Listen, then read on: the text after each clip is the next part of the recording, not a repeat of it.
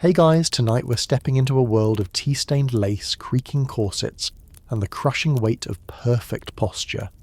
You're not just watching it unfold, you're in it. A young woman in the heart of Victorian England, where every moment is judged and every breath is trained. You're seated on the edge of a stiff-back chair, ankles together, spine straight. Not too rigid, but not too relaxed either.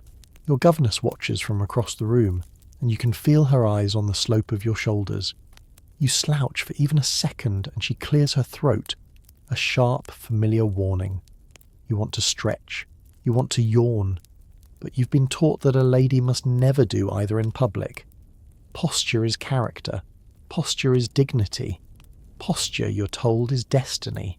You won't believe this, but in Victorian England, doctors, clergy and etiquette books all agreed that a young woman's entire moral compass could be inferred from the way she carried her shoulders. A hunched girl, clearly weak-willed, a drooping neck, probably lacking self-respect. So you sit there, spine locked in an S-curve, not because it's comfortable, but because everything you've been told says it's the only path to a decent life. A good husband, a good name, a good obituary. Alright, before you get too cozy, go ahead and smash that like button and subscribe. But only if your heart says yes. And hey, drop your location and local time in the comments. I love seeing where you're all tuning in from around the world. Dim the lights, get that fan going for some background vibes, and let's chill into tonight's little adventure. You're 11 when the posture stick enters your life. It's just a ruler at first, tucked behind your back, slipped under your arms, elbows bent at perfect 90-degree angles. You're instructed to walk the length of the parlour like that, slow, graceful, chin level with the horizon, and if the stick drops, you start again. By 13, the stakes are higher. Now you're balancing books on your head, first 1, then 2, then 4. Sometimes you catch a glance of yourself in the mirror, eyes wide, neck taut, lips barely breathing, and you don't look like a girl anymore. You look like a statue. Your governess says it's building natural elegance, but there's nothing natural about the tension in your collarbone. Still, you obey. Because no one wants to end up like Miss Beatrice across the square. She hunches when she walks, never married.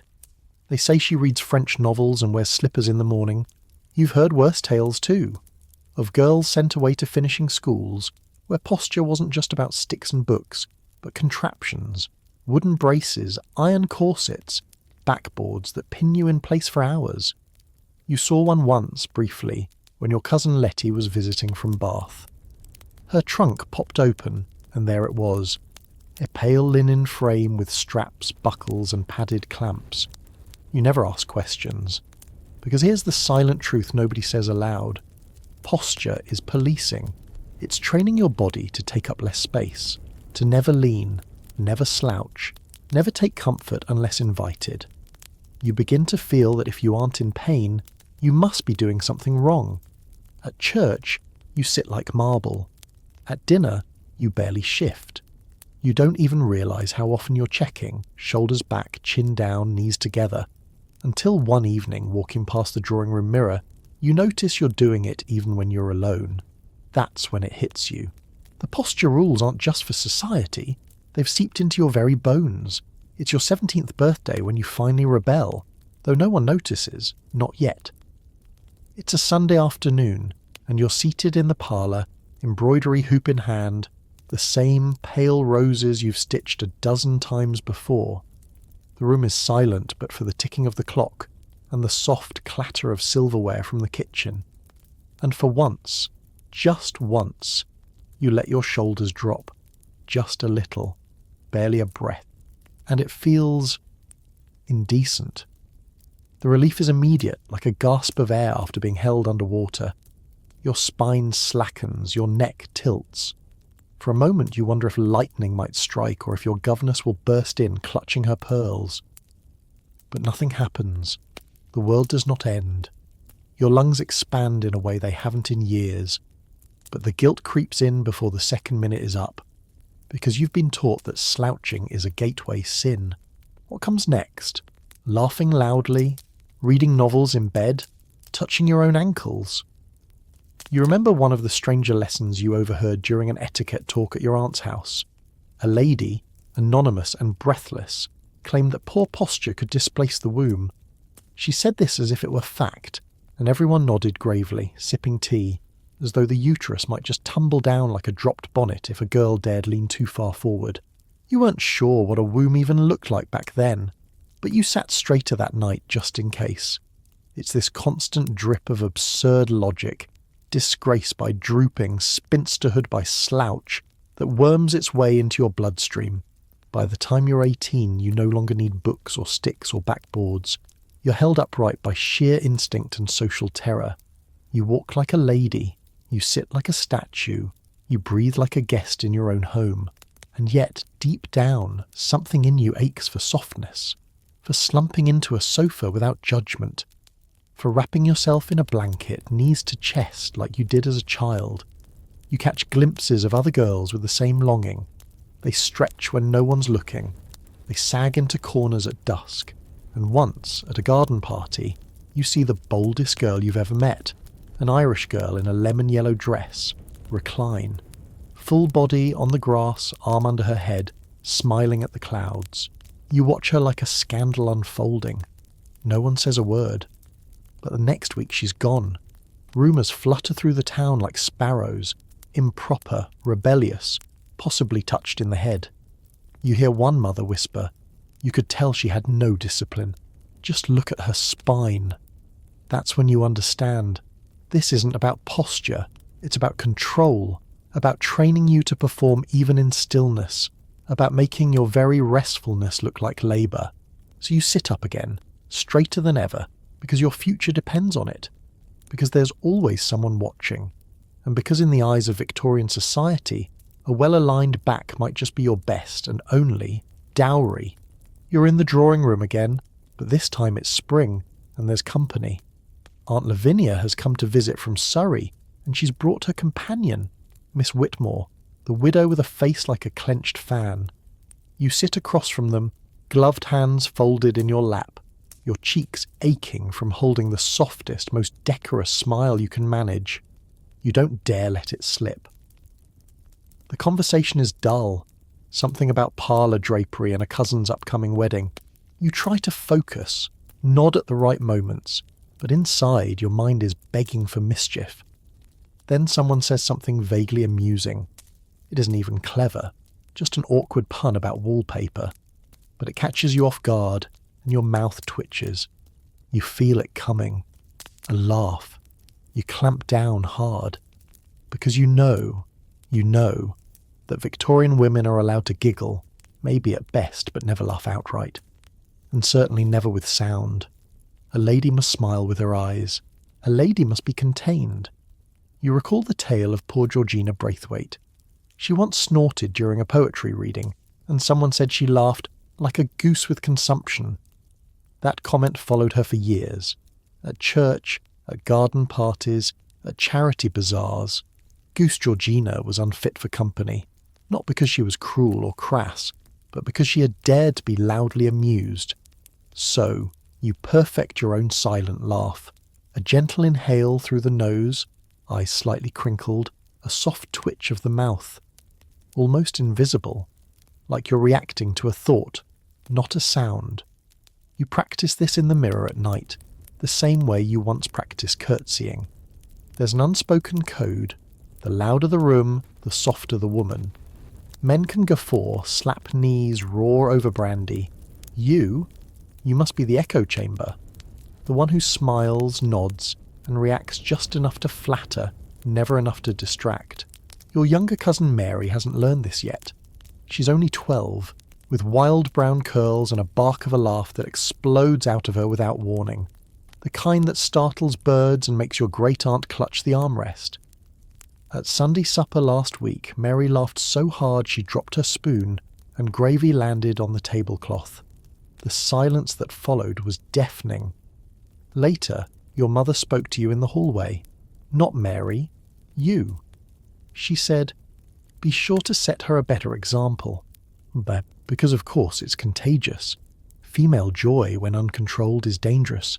It breeds rebellion, levity, audacity. so you become a master of restraint. Even in moments of real humour, you bite your tongue. Even when you're alone, reading a funny passage from a book, especially if it's one of those novels you're not supposed to be reading, you catch yourself stifling a laugh, just in case the maid hears and thinks you've gone improper, because Victorian laughter for women must never show teeth. And if your shoulders shake, you better pray your corset hides it. You begin to notice the mechanics of it in other women. At tea, Mrs. Ellsworth's daughter lets out a high-pitched titter and immediately places 2 fingers over her lips, as though she's trying to trap the sound before it escapes. At the theatre, the women in the box seats near yours smile without a sound, their amusement expressed only in the flicker of a fan or the delicate rise of an eyebrow. It's a performance, so subtle, so rehearsed, you can almost admire it. And yet, underneath the powdered faces and satin gloves, you wonder, are they laughing on the inside or screaming? Sometimes, behind closed doors, you and your friend Harriet try to remember what it felt like to laugh freely. You lie belly down on her bedroom floor, your corset's off, petticoats scattered around like defeated ghosts. One of you tells a joke, something utterly stupid about the vicar's toupee, and you both break. Not gently, not politely. You wheeze, and it's terrifying, because it feels so good. The sound, the shake in your ribs, the heat in your chest. Your laugh echoes off the wooden floor and bounces around the room like a bird that doesn't know it's supposed to stay in a cage. But even then, you both hush quickly, as though some great social authority might come pounding at the door. And maybe, in a way, she already has. Because just downstairs, Harriet's mother is entertaining guests, and the house is supposed to be filled with the sound of teaspoons, not shrieks of joy. You remember once, during an etiquette lesson, hearing about Queen Victoria's approving smile, the most emotion she ever showed in public. That became the standard. A royal, reserved curl of the lips, barely visible. Anything more was low, coarse, even immoral. There were etiquette books that warned, quite seriously, that too much visible mirth could cause facial wrinkling and diminish the mystique of femininity. And God forbid your mystique diminish. One morning you catch sight of yourself in the mirror mid-laugh, half-dressed, corset dangling from one arm, stocking bunched around an ankle. Your face is wide open, mouth agape, jaw stretched.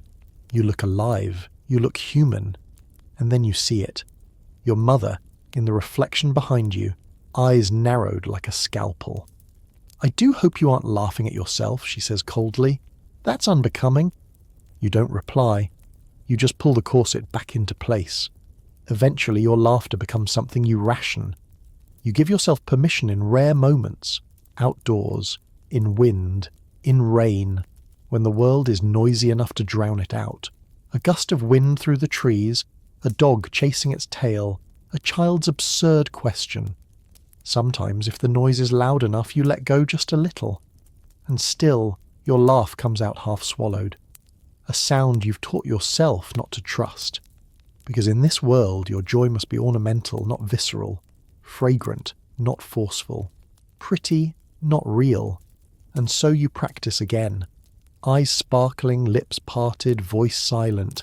A perfect lady's laugh. As delicate as bone china, and just as fragile. You're standing by the rose trellis, parasol in one hand, gloves in the other, and you're about to flirt. Or rather, try to flirt. Because in the Victorian world you can't just say, "I like you." That would be vulgar. Scandalous even. No, you've got to speak in symbols, lace, and layers of suggestion so finely tuned that even you're not entirely sure what you're saying. The young man across the garden, well-dressed, well-connected, and well aware of his own cheekbones, glances your way. That's your cue. You open your fan halfway, then drop it just slightly.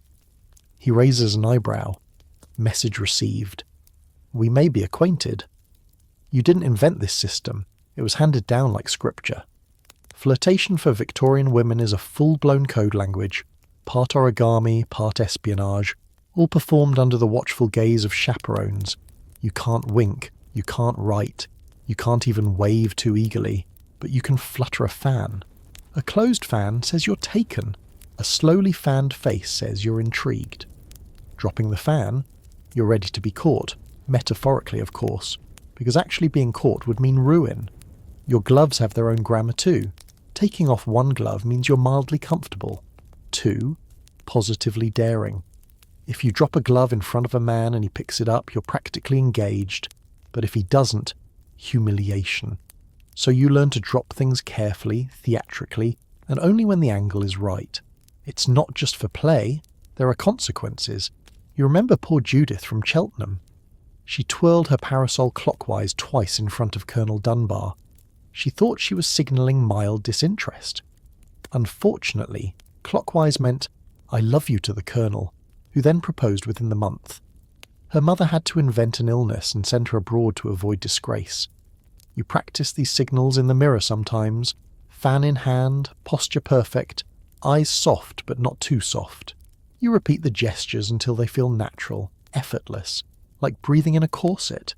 And then, at every social gathering, you deploy them like little grenades, fan tilt, glove twitch, eyebrow arch. And yet, you're never fully sure you're being understood. That's the cruel part of the game. You're fluent, but he's barely literate. Still, it's thrilling. For a moment, you hold power. You decide when the fan opens, when the glove comes off, when the game begins. You're not allowed to choose your future, your fortune, or your husband, but you can choose when to blink slowly across a ballroom. That counts for something. Of course, the danger is when someone else sees your signals, someone who wasn't meant to, like your mother, or worse, his mother. You're at a garden fete when it happens. You're seated at a table beneath a great white canopy, lemonade in hand, pretending not to sweat in the August sun. Across the lawn, the same young man, Mr. Hawthorne, catches your eye. He's leaning just slightly against the railing, waistcoat impeccable, hair sunlit. You allow yourself a subtle fan flick, just once. A silent hello, and then you feel it, that prickling at the back of your neck. You turn. There she is, Mrs. Hawthorne, watching, judging, interpreting.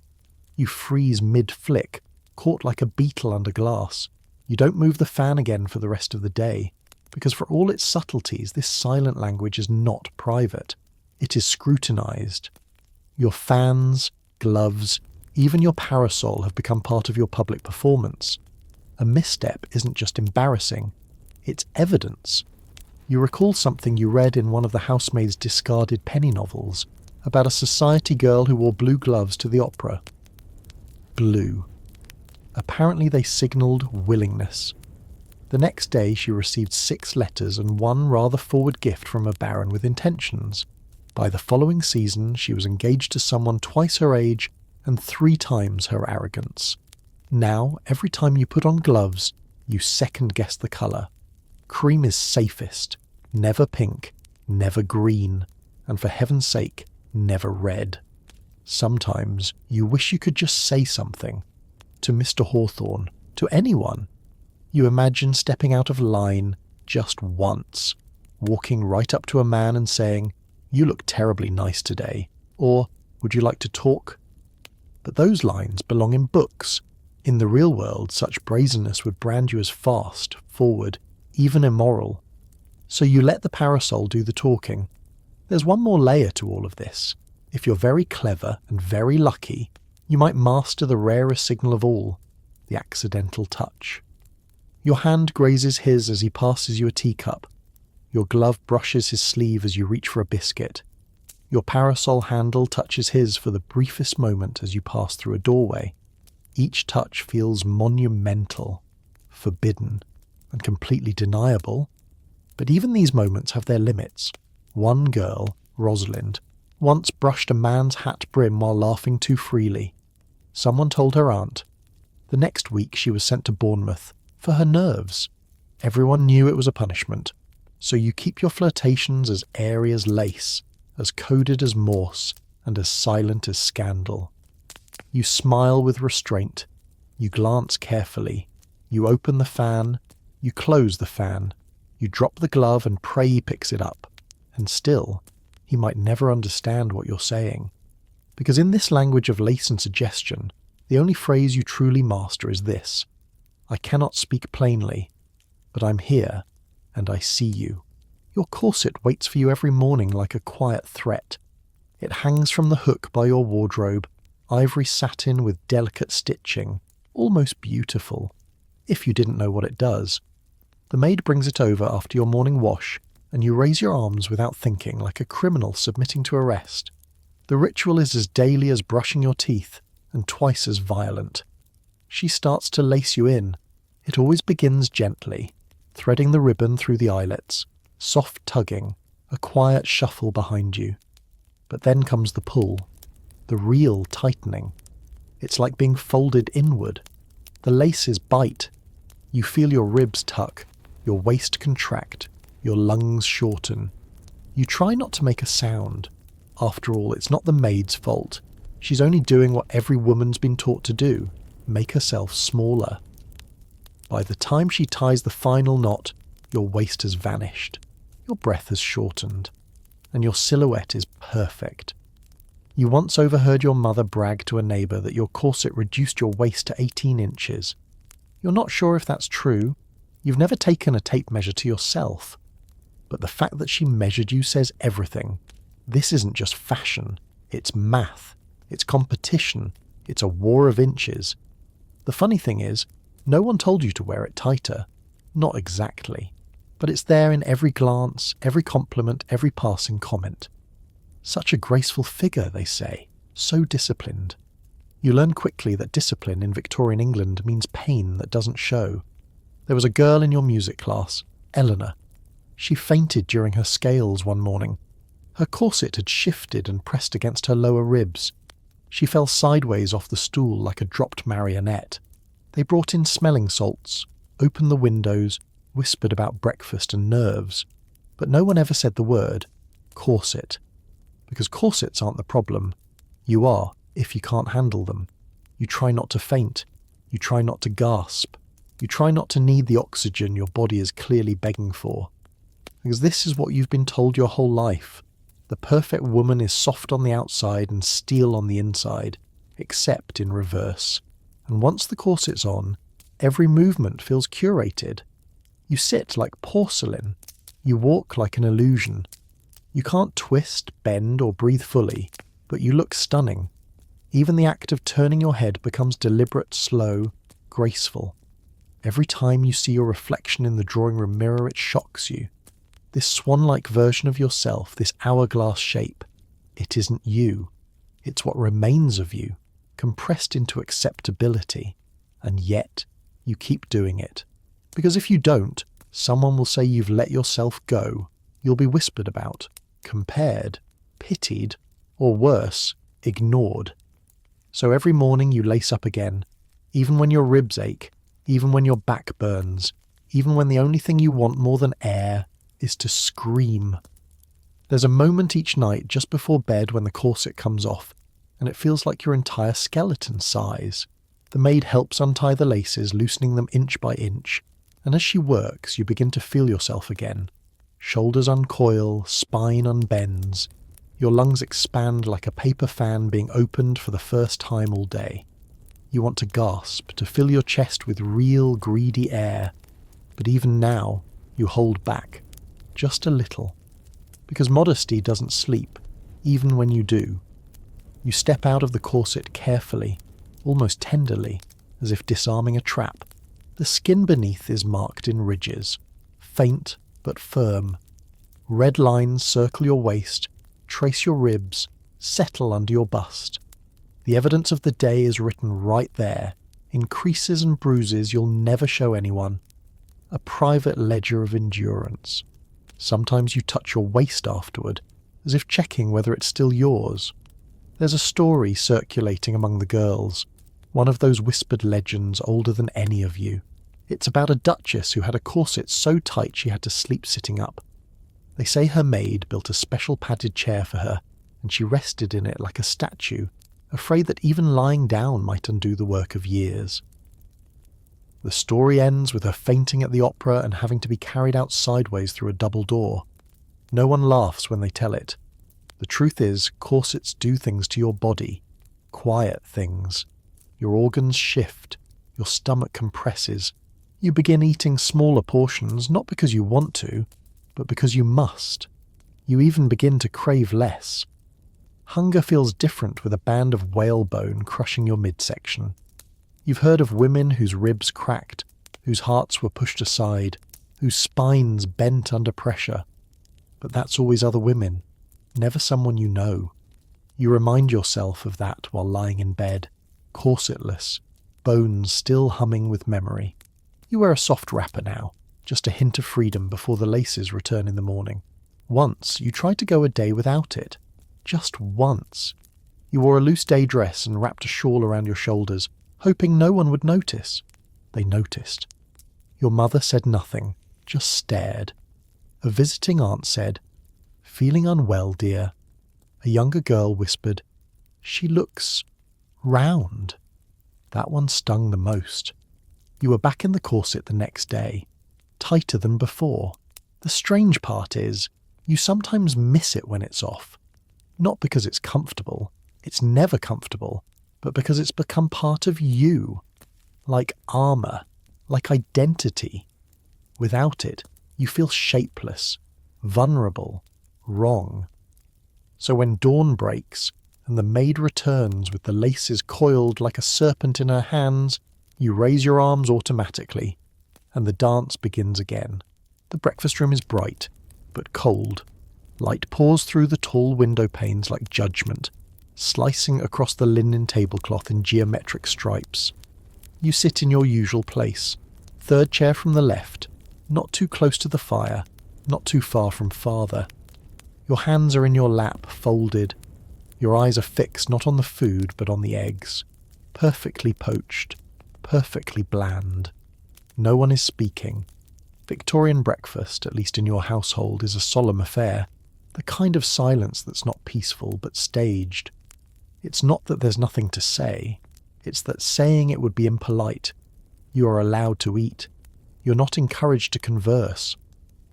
Father rustles his newspaper.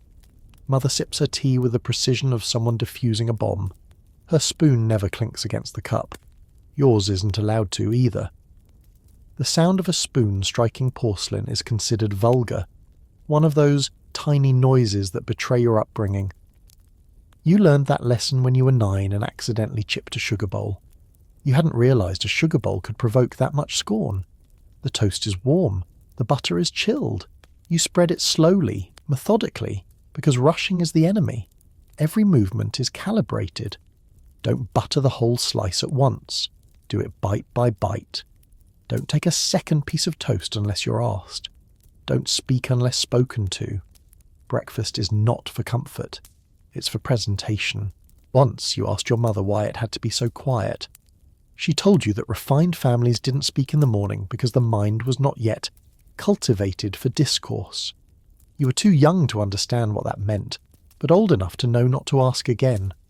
You've had breakfast at Harriet's house before.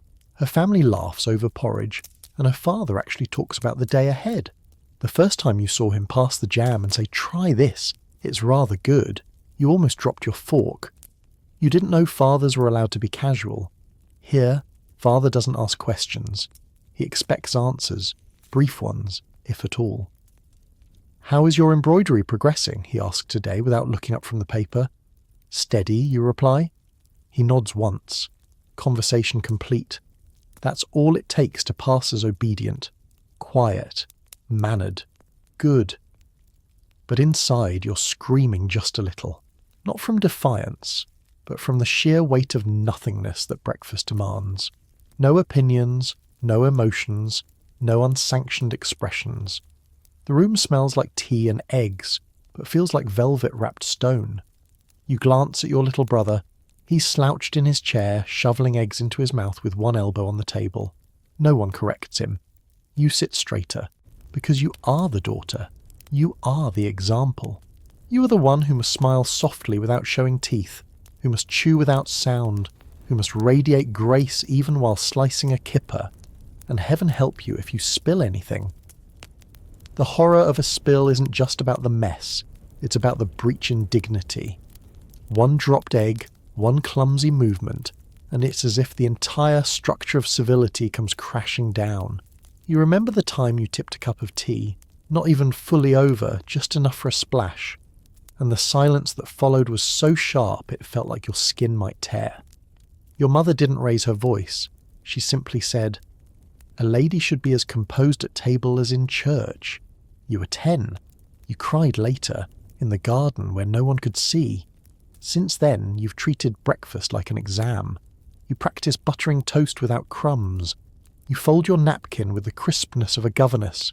You time your tea sips between your father's page turns so the sound of liquid won't seem too loud. This isn't just your home, it's your first audience.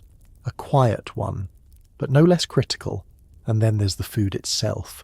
You've learned not to show too much appetite. Hunger is unbecoming. Delicate nibbling is fine. Enjoyment must be subtle. A lady should never devour, only partake. You remember reading in Mrs. Beeton's book of household management that a well-raised girl never allows her lips to meet the prongs of a fork. You tried that for an entire week once, placing each bite at the tip of your mouth like feeding a bird. You almost starved yourself silly. There's a fringe rule too, hardly ever mentioned aloud, but you hear it whispered in sewing rooms and between governesses. A girl who clears her plate too often might be thought earthy. The same way they talk about girls who laugh loudly or blush too easily. Too full of life, too much. So you pace yourself. A bite of egg, a sip of tea, a glance downward. Occasionally the maid brings something sweet, scones with raspberry jam, clotted cream, and that's the hardest test of all. Because it's delicious, because you want more, because your body says yes, but the room says limit yourself.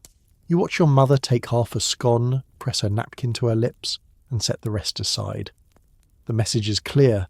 Pleasure should be tasted, not indulged. Sometimes, after they leave the table, you linger, just a few minutes, alone. You take the last bite of whatever's left, quietly, quickly, before anyone sees, and you feel a flicker of rebellion in your chest. Not enough to spark, but enough to warm. Because breakfast isn't just about food, it's about performance. It's about learning to control your desires before the world tells you what they are. You rise, fold your napkin precisely into quarters, and place it on your plate. The maid will clear it. You smooth your skirts, adjust your posture, and float out of the room like smoke. And just like that, another morning disappears, eaten away, not with hunger, but with poise. The front hall smells faintly of beeswax and old roses, and in your gloved hands you hold the key to your social survival. A stack of calling cards, your name, engraved in soft grey script, bordered in gilt. They are crisp, delicate, and terrifying. Because in Victorian society, calling cards aren't just polite, they are politics. A misstep here, in this dainty little dance of paper and timing, could mean ruin. Or worse, being left off next season's invitation list. You take a breath. Today, you are making calls. Not phone calls, of course. Those don't exist yet. These are house calls, visits performed with military precision. Ring the bell, hand your card to the servant, wait 5 minutes if admitted, offer light conversation, never overstay. And above all, leave before your presence begins to linger. You've been trained for this. You know the rules by heart. Cards must be carried in a proper case, not loose. Edges unbent, ink unfaded. If you're calling on a married woman, you fold the upper right corner. If someone is in mourning, you leave your card without asking to be received. And if you're in mourning, you carry black-bordered cards, so even your name whispers sorrow. Your mother taught you how to leave a card even when no one answers the door. Angle it just so in the silver tray, under the butler's stare. Not too forward, not too familiar, just visible enough to remind them you exist. It's exhausting, but it's not optional. Today's route is already set. The list includes the Camberwells, the Delacroix sisters, and that dreadful cousin of your mother's who always smells of lavender and correction. You're to be both visible and invisible, present but passive, charming but neutral. You're expected to say things like, The weather has been most gentle, and your chrysanthemums were the highlight of the flower show, and you're expected to mean none of it. The carriage rolls along cobbled streets, and you run your fingers over the top card. Your name, so clean, so precise, feels like someone else's. You wonder if the people who receive it will picture you accurately, or if your card is more impressive than you are. Once, a girl you knew, Sophia, accidentally left a card with a crease in the corner. It was returned to her 2 days later, folded, no note. That's how rejection works here, in silence. The card you sent out comes back like a ghost. You're not welcome, and everyone knows it. So you check your cards again, smooth the corners, practice your lines. Today you will smile and comment on the hydrangeas and laugh, silently of course, at someone's pun about hat pins. And if all goes well, your name will be remembered, filed in a little book somewhere, beside dates and scribbles and a future invitation or two. If not, your card tray will stay empty. And an empty tray is a death sentence in a society built on visibility. Your first stop is Lady Camberwell's townhouse. 3 stories of cold stone guarded by a butler whose frown could curdle cream. You step from the carriage and make your way up the steps, each movement practiced. Gloves smooth, parasol tilted just so, chin level. You hand him your card with 2 fingers and just the right amount of pressure. Not too soft, weakness. Not too firm, aggression. He takes it without blinking. Madam is receiving, he says flatly, which means 5 minutes of performance. You're ushered into the sitting room where Lady Camberwell lounges like a cat among cushions. She barely looks up. Ah, miss. She glances at your card. How pleasant. You talk about dahlias. You admire her embroidery, which she didn't embroider. She asks whether you've heard about the engagement between Lord Densley and Miss Pratt. You feign mild surprise. You laugh, soundlessly. And then, sensing the exact moment when she's begun thinking about her next visitor, you rise. Such a pleasure, you say, curtsying. Indeed, she replies, with a tone so neutral it could be mistaken for approval, or complete dismissal. Back into the carriage you go, breath held, gloves spotless. The next stop is trickier.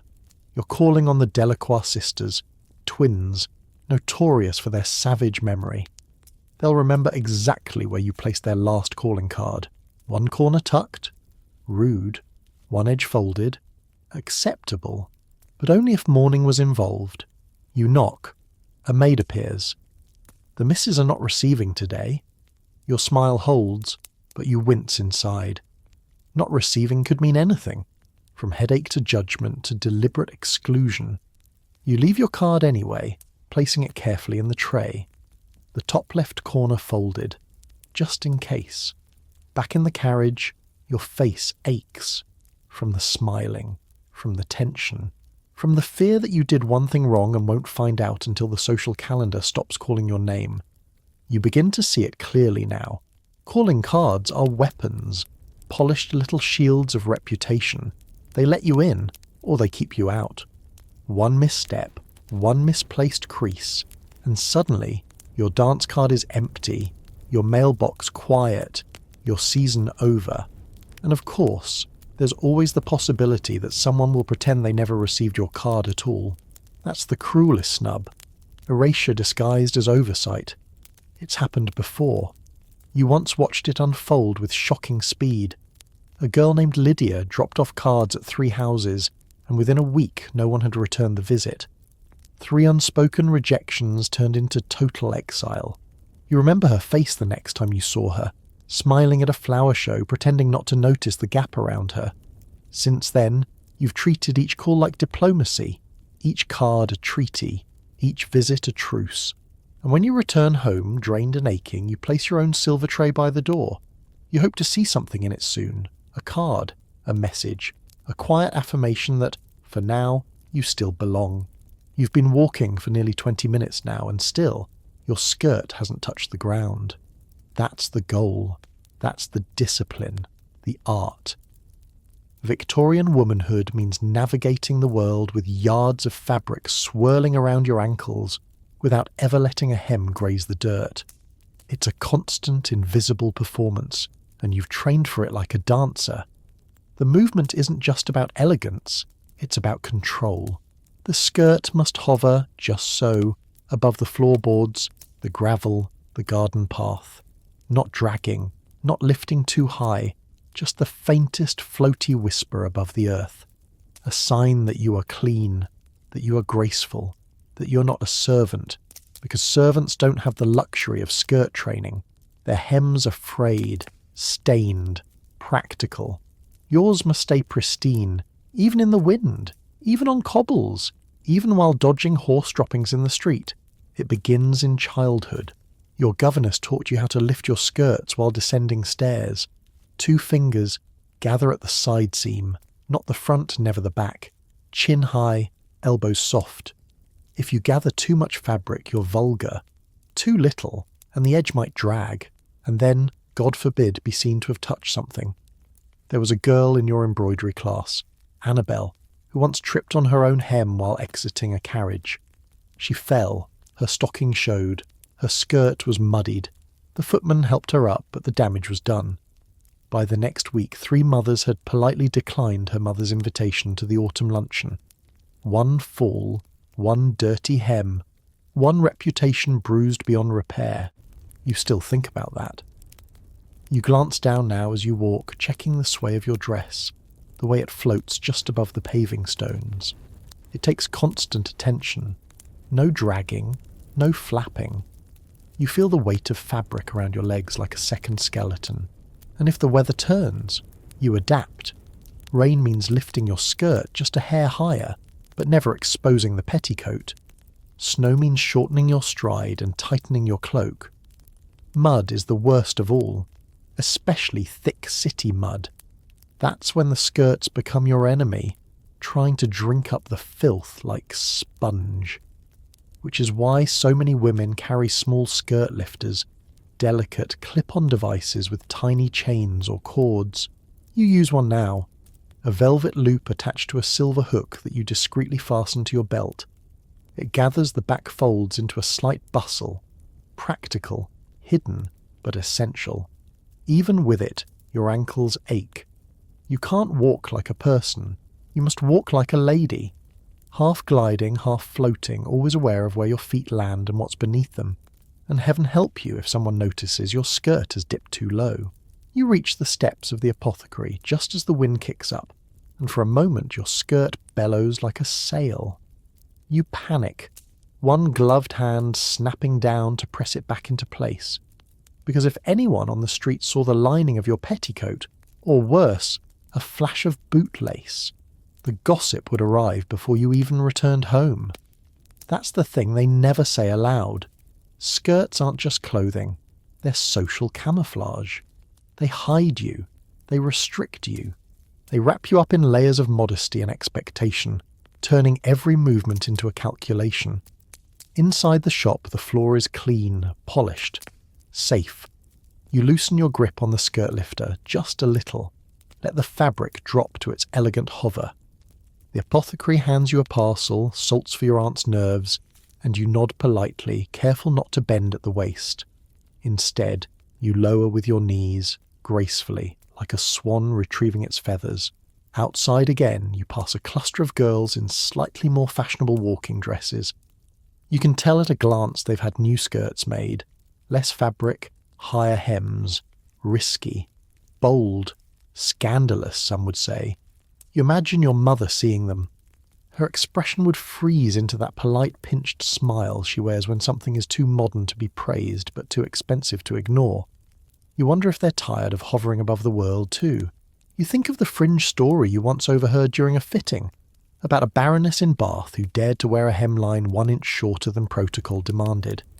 It caused such a stir that her dressmaker was dismissed, and one clergyman's wife called it an invitation to moral decay. 1 inch.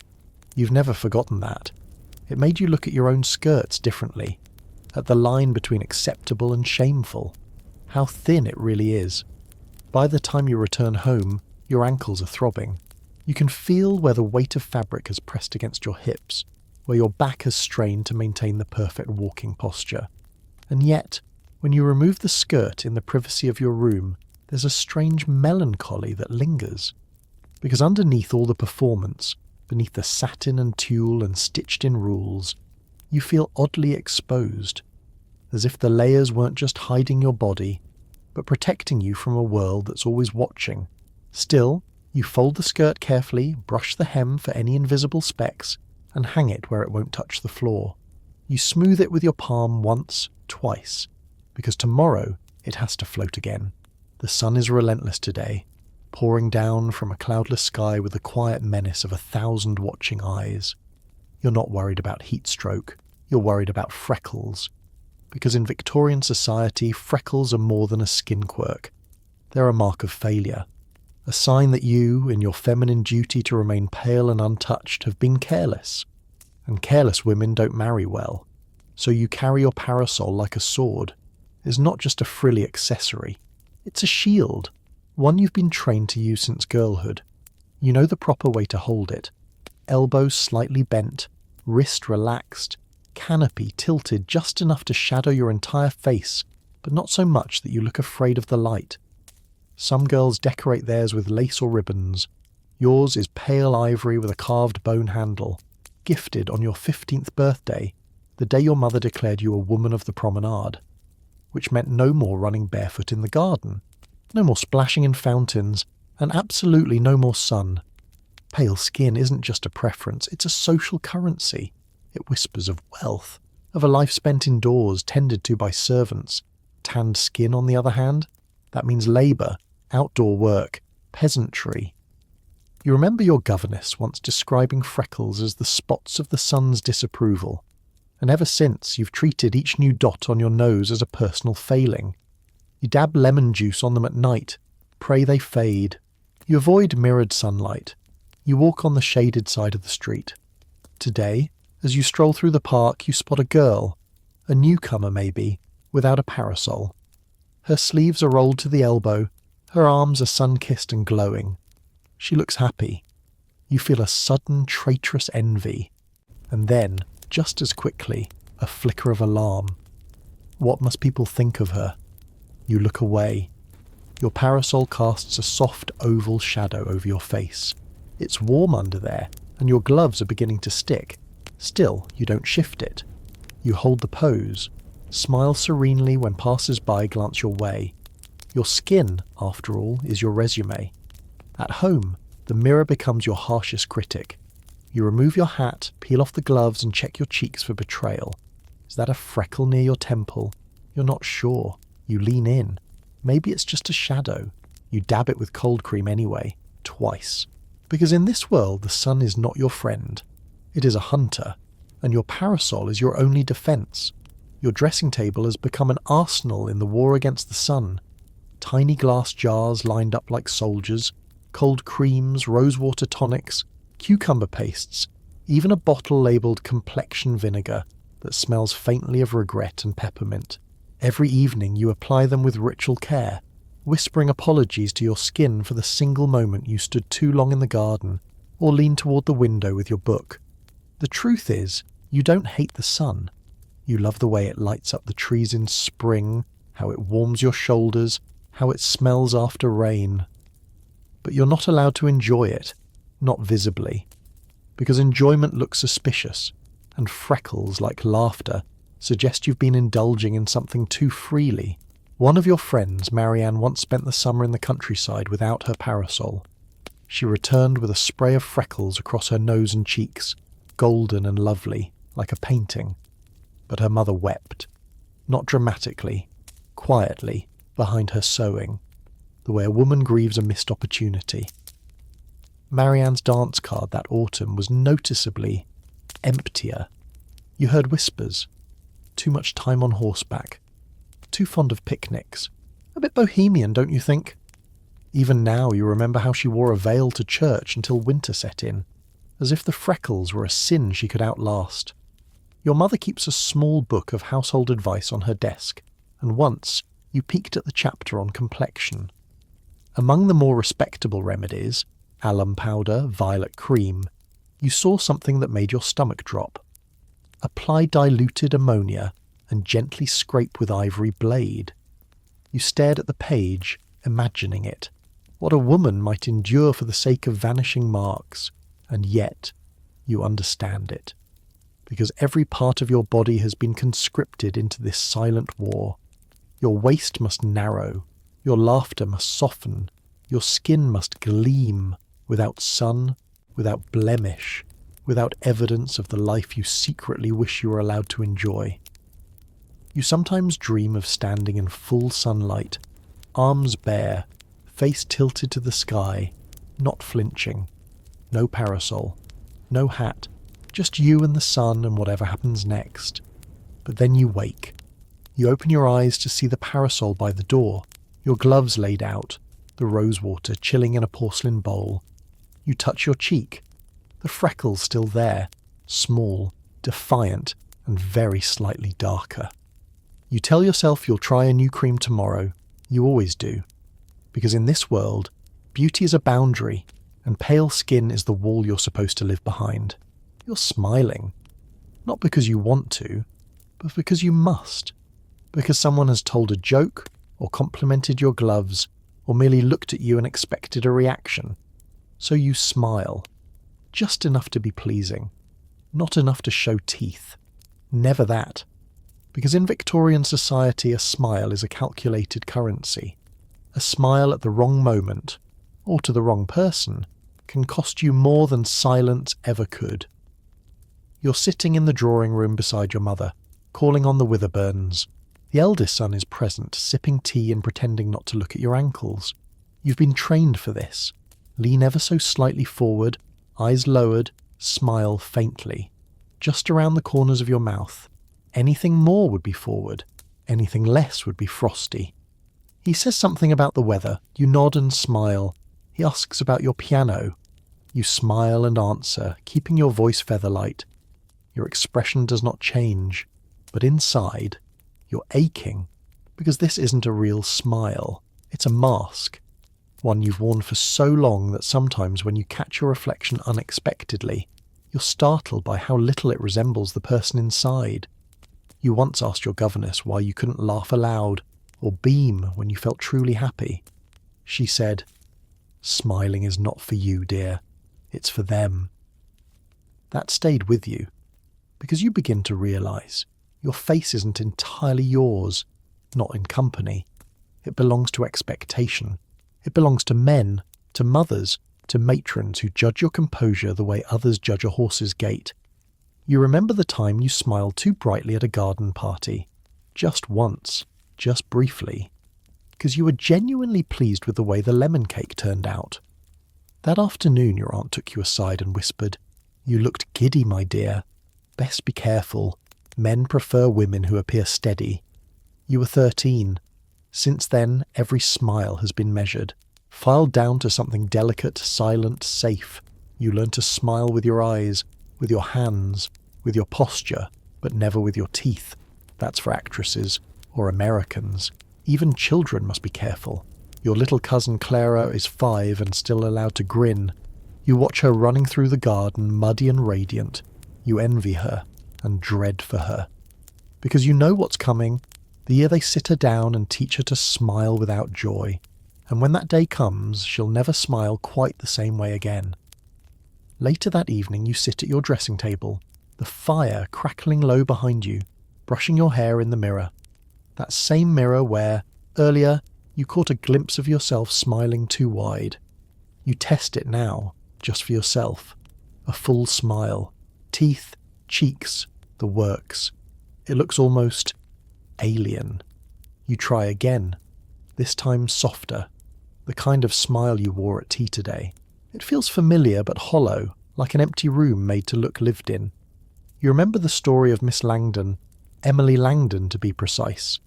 She was caught smiling, truly smiling at her footman. A joke, they said. He had slipped and she had laughed. Not cruelly, not flirtatiously, just honestly. But someone saw, and someone told. The next week she was sent to visit relatives in Wales for a change of air. When she returned, she smiled far less. Because in this world, smiling isn't neutral. It implies things, especially if you're a woman. especially if you're not supervised. You've heard of entire courtships derailed by one misdirected grin. A girl in Bath once smiled at a man who turned out to be engaged to someone else. The fiancé accused her of impropriety. The girl's reputation never quite recovered. She married 5 years later to a widower with 3 children and a fondness for silence. You can't help but notice how much is packed into something so small. A curve of the mouth, a twitch of the eye, a second too long. It's not that you're forbidden to smile. It's that your smiles must mean nothing. The safest smile is the one no one can interpret, and so you develop a repertoire. The polite smile, the pained smile, the faintly amused smile, the I'm listening smile, the I'm not angry but I'm certainly not pleased smile. Each is practiced, refined, deployed like a chess piece.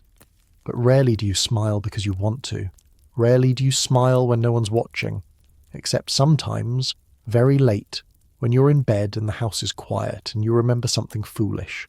A face, a phrase, a time you were happy without realizing it, and in the dark with no one to see, you let the real smile out. It feels strange, unprotected, but also honest. You tuck it away like a secret, something for you, and you alone. Because tomorrow your face will belong to society again, and your smile back behind glass. You're at a ball, and the music has just started. Strings tuning, chandeliers glittering, perfume floating through the air like an invisible fog of expectations. Your dress is flawless, gloves smooth, hair pinned into an architecture of ribbons and effort. And in your gloved hand is the evening's most powerful and terrifying weapon, your dance card. A small white rectangle tied with silk ribbon, hanging from your wrist like a promise you didn't quite agree to. On it, 10 lines, 10 slots, each one a negotiation, a signal, a risk. And as the music swells, young men begin their polite assault, approaching, bowing, requesting a dance and scribbling their names in delicate cursive on your card. You smile, you nod, you offer the card, but inside, you're spiralling. Because every name on that list means something. Too few names, you look unwanted. Too many, you look indiscriminate. Too many of the wrong sort, you look foolish.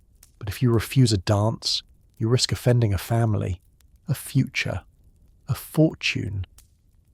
You remember last year's winter ball, when Agnes Fairborn turned down 2 invitations early in the evening, holding out for a better offer. By the time she changed her mind, no one was asking. She stood by the refreshment table all night, sipping lemonade and blinking too much. The next week, someone said she was too choosy to be charming. You learned a lot that night. So tonight, you accept. Not all of them, but most. You weigh each request like it's a legal contract. The son of a baron? Yes. The colonel's nephew? Yes. The shy boy from Tuesday's picnic who tripped on his own coat? You hesitate, then smile. Certainly, you say. He beams, and you feel slightly braver. But bravery doesn't mean freedom, because once your dance card is full, you belong to it. The rest of the evening is mapped. No room for fatigue, no chance to sneak off for air, no opportunity to escape the relentless throb of performative joy. You're led to the floor for the first waltz.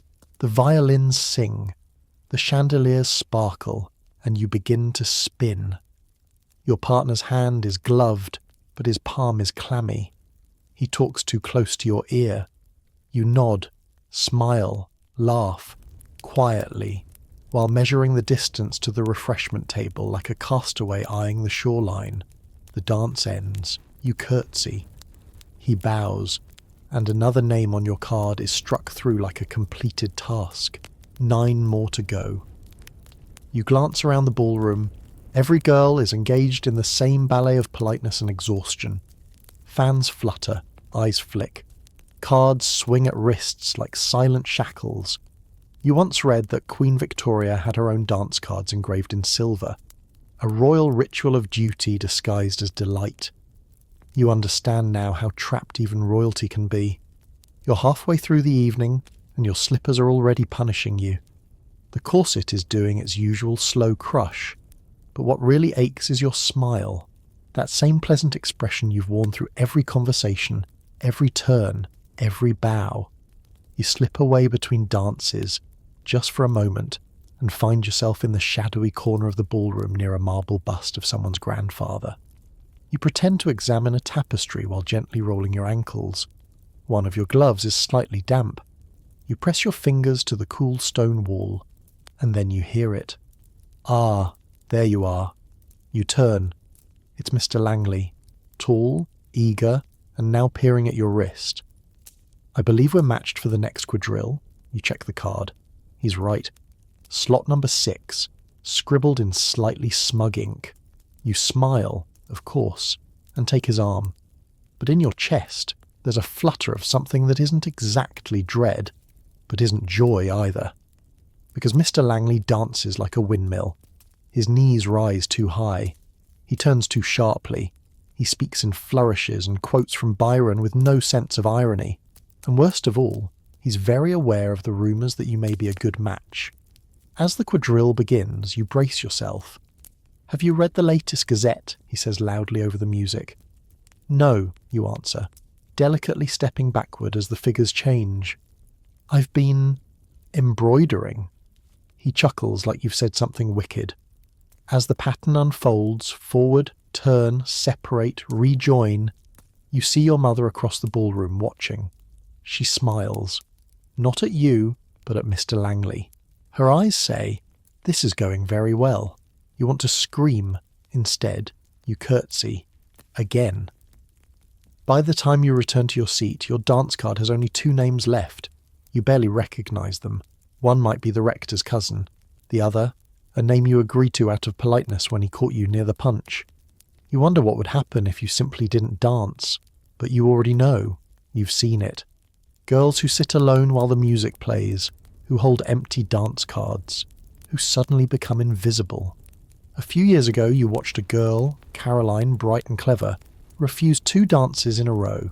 She said her ankle hurt. She was simply tired. But people noticed. And then people talked. By the next ball she wasn't invited. Because in this world refusing a dance is more than fatigue. It's rebellion. And rebellion, when wrapped in silk, shocks. So you press the dance card to your lap and smile at the next young man who approaches, even though your feet throb and your ribs ache and your head hums like a hive. You rise. You dance. Because to stop dancing is to stop being seen. And in Victorian society, a woman unseen is a woman forgotten. The tea is poured with surgical precision. A delicate stream arcs from the porcelain pot into your cup, barely disturbing the surface. You thank the hostess with a nod, even though she's already looking past you, offering sugar cubes to the next guest. You smile, you sit, you lift your saucer with both hands, thumb and forefinger, just so, and then you wait. Because tea time isn't about tea, it's a performance. A live-action etiquette exam where the smallest misstep can brand you as coarse, provincial, or, God forbid, unrefined. Today's gathering is hosted by Mrs. Dunstable, a woman with a jaw like a sword and a memory for social error so sharp it could be sold as a service. Her parlour is filled with the delicate clinking of china, murmured pleasantries, and attention so thick you could slice it with a cake fork. You try to remember the order. Milk before tea? Or tea before milk? The debate has raged for years.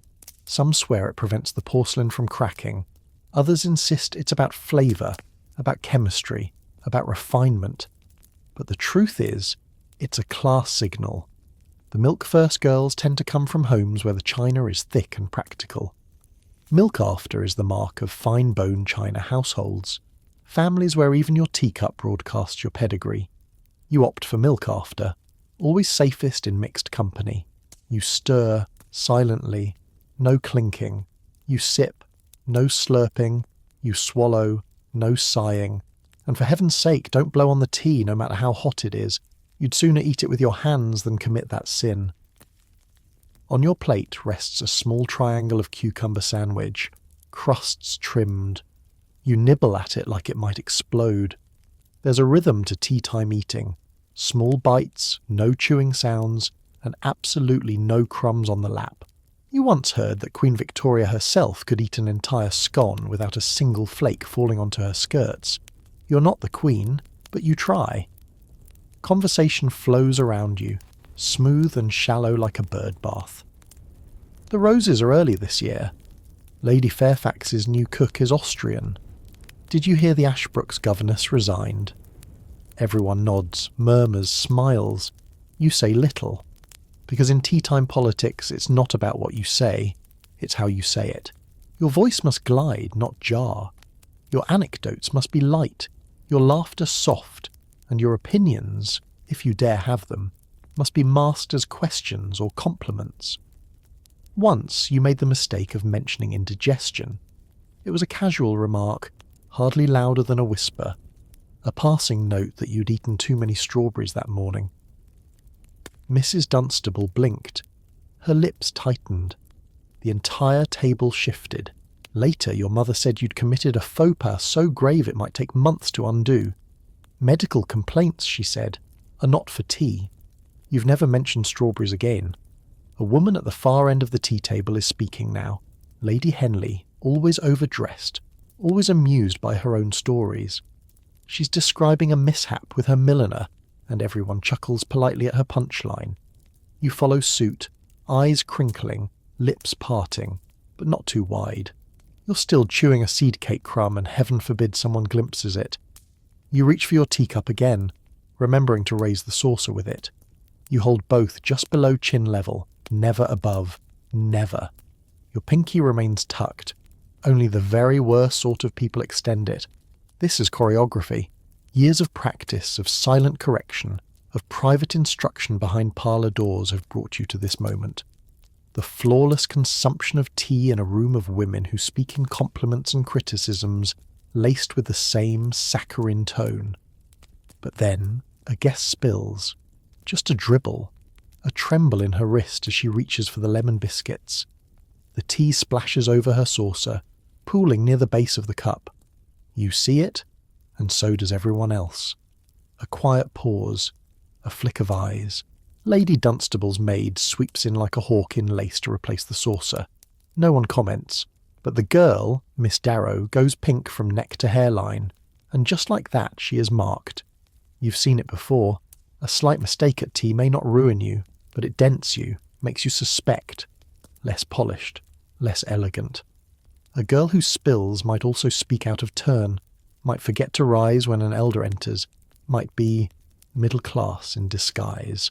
After Miss Darrow is escorted from the table under the pretence of a faint spell, the conversation resumes, but lighter, airier. No one mentions the spill again, but the silence around her name is louder than any gossip. You learn from it.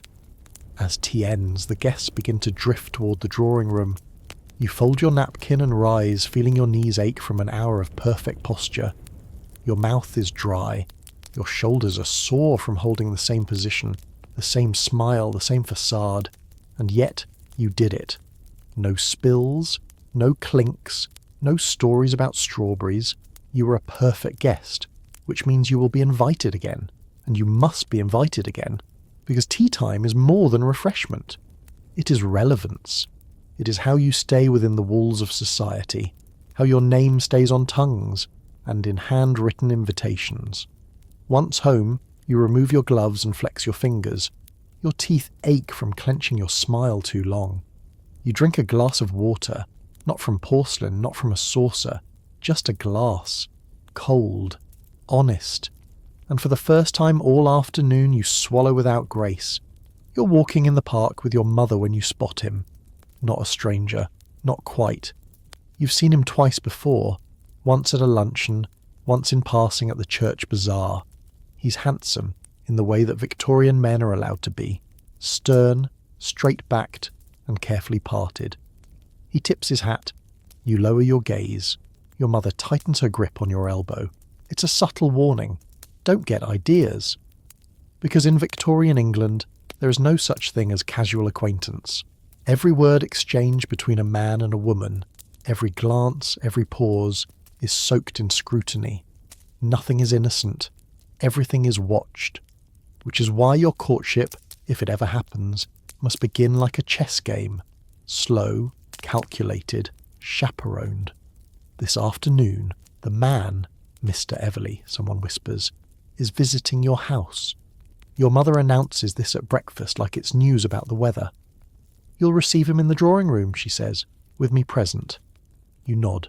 You don't ask why. You already know. The drawing room is prepped as if royalty were expected. Cushions fluffed, ornaments dusted. The tea things gleam with expectation. You've changed your dress 3 times, settling on something respectable but not suggestive. Soft lavender, high neckline, no ribbons. Ribbons are dangerous. When Mr. Everly arrives, your mother receives him while you stand. He bows. You curtsy. Words are exchanged about the garden, the weather, his recent trip to Devon. Your mother guides the conversation like a tightrope walker with a fan. You speak only when addressed. When Mr. Everly asks about your reading habits, you smile and say, "Mostly sermons and historical accounts." You lie. You've just finished a novel in which a woman rides a horse alone through France. But that's not the sort of thing one admits. You laugh, gently, when he mentions a parlour game played at his cousin's house. Your mother watches you like a hawk. You sit with your ankles crossed, hands in your lap, resisting the urge to shift when your knee begins to cramp. After 20 minutes, your mother thanks him for calling. You curtsy again. He leaves. Later that evening, she says, "He behaved well. No questions too forward. He may return if his intentions are serious." You nod. But you don't know what his intentions are, or yours for that matter. You haven't been given time to find out, because in this world, interest must be masked as obligation, and affection must be chaperoned into existence. 2 days later, he returns. This time, he brings flowers, modest ones. No roses. Roses mean romance, and romance means risk. These are violets, harmless, acceptable. The kind of flowers that say, "I'm interested," but only in the presence of your mother. Again, the drawing room. Again, your mother seated firmly between you. She's doing her embroidery today, needle rising and falling in a rhythm that keeps the silence taut. It's strange how the hum of a sewing needle can say so much. I'm listening, I'm here, and don't forget it. Mr. Everly tries to ask about your music. You answer carefully. You mention Chopin. You don't mention the ballad you secretly hum at night. You sip tea. He compliments the pattern on your dress. Your mother raises one eyebrow. He pivots, compliments the embroidery instead. You begin to wonder if he even knows what your voice sounds like when no one is in the room. After exactly 30 minutes, he departs. The time is not random. A gentleman caller who lingers longer than a half hour without express invitation is viewed as improper. You didn't set that rule. You only have to obey it. That night, you find yourself replaying the visit in your head. Not because it was exciting, but because it was exhausting. Every second of it wrapped in performance, every glance choreographed. You couldn't touch his sleeve. You couldn't laugh too freely. You couldn't ask why he came back. You just had to wait. There's a story, one you heard from a cousin in Wiltshire, about a girl who dared to meet a suitor alone in her father's garden. They walked, unsupervised, for 20 minutes. No touching, just talking. Still, she was sent to live with her aunt in Kent for moral recalibration. She never married. You think about that when you see Mr. Everly again at church. He nods. You nod back. Your mother sees it and says nothing, but you can feel her watching. In this world, courtship isn't falling in love. It's being granted permission to maybe feel something someday, after everyone else approves. And the strangest part? You're starting to forget what your own feelings sound like. Because you've spent so long filtering your thoughts through etiquette, smiling when expected, responding without revealing, waiting without asking, that even your affection comes out rehearsed. Sometimes, in the quiet moments, you imagine what you would say to him if no one were listening. Sometimes it scares you that you wouldn't know where to start. You're at your writing desk and your heart is hammering because you're about to do something bold, reckless even. You're about to write a letter, not to a friend, not to an aunt, but to him, Mr. Everley. You haven't been told you can't, but you know the rules. A lady does not initiate correspondence with a gentleman unless he writes first. But tonight, you are tired of waiting, of smiling, of speaking only in curtsies and glances and silences. So you dip your pen into lavender ink, the kind you save for formal notes, and begin. Your hand trembles slightly. The words are simple. Thank you for your visit. I enjoyed our conversation. You pause, the tip of the pen hovering over the paper. You want to say more, something real, something that hasn't been rehearsed or stitched into you with silk and thread. But how? Victorian letter writing is its own universe of laws. There's a correct thickness for the paper, an acceptable slant to the handwriting. Your ink must not blot. Your language must not stray into sentimentality, unless you're engaged, and you most certainly are not. Even your choice of envelope matters. Pale blue, too flirtatious. Heavy parchment, too austere. You settle on white, safe, chaste, boring. You sign your name and sit back. It feels incomplete. You want to add something, anything that sounds like you, not the etiquette manuals living in your bloodstream. You draw a tiny, deliberate flourish after your name, a loop, barely noticeable. But it's there. The letter is sealed. Your maid will deliver it tomorrow morning under the pretense of returning a borrowed book. It's all been arranged with the subtlety of a military operation. And now you wait. You remember stories of girls who wrote too freely, who added perfume to their stationery, or cross-wrote when space ran out, turning the paper sideways and continuing the lines over top. Cross-writing is considered economical by the lower classes, desperate by the upper ones. You don't cross-write, but you do include a pressed petal between the pages, not a rose, just a single violet, matching the bouquet he brought. It's a risk, a fringe detail. But it's the closest you've come in weeks to telling the truth. You go to bed imagining the letter in his hands. Will he smile? Will he worry? Will he even notice the petal? You don't know. All you know is this.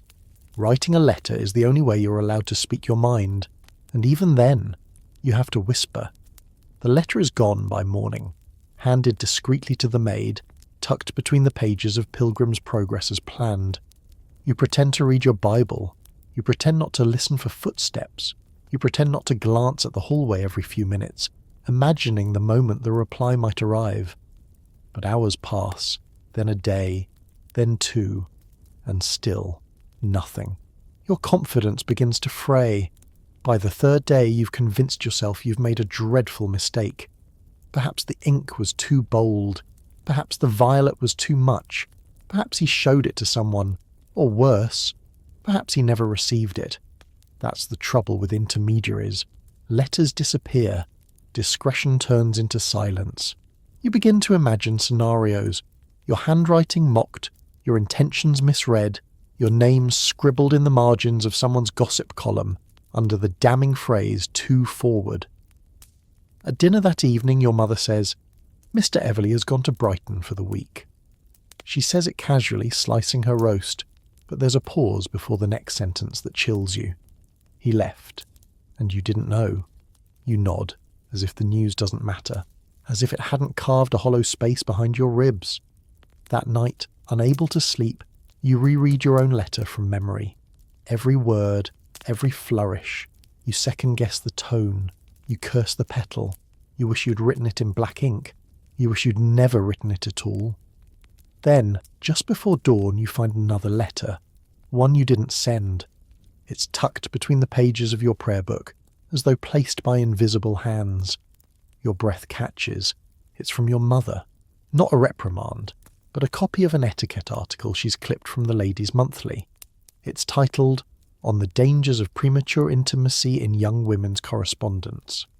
The section is underlined in pencil.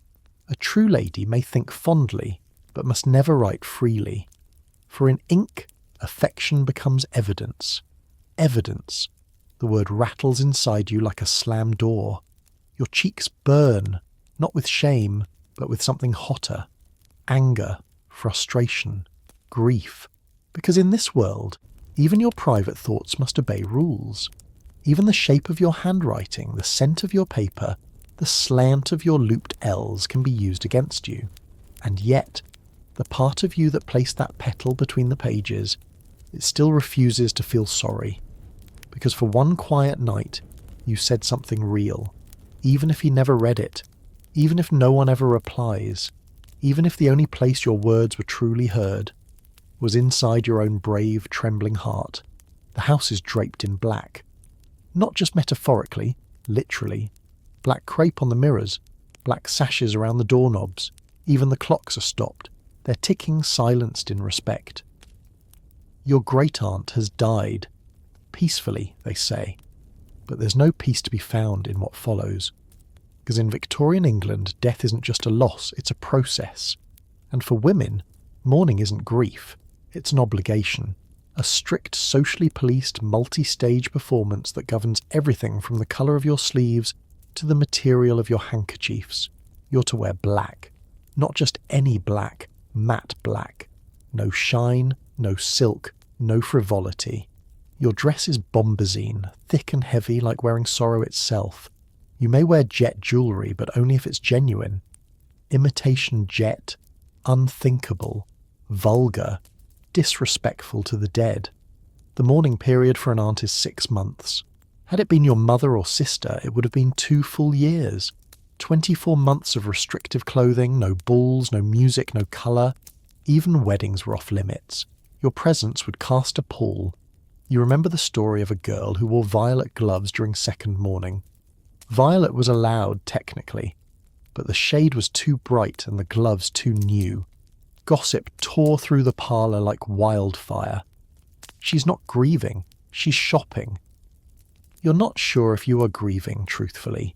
You didn't know your great-aunt well. She smelled of lavender water and disapproval, but that doesn't matter. You're expected to embody grief, to wear it, to breathe through veils, to move more slowly, to eat less, to smile only with permission. Even your stationery changes. Your calling cards now bear a black border.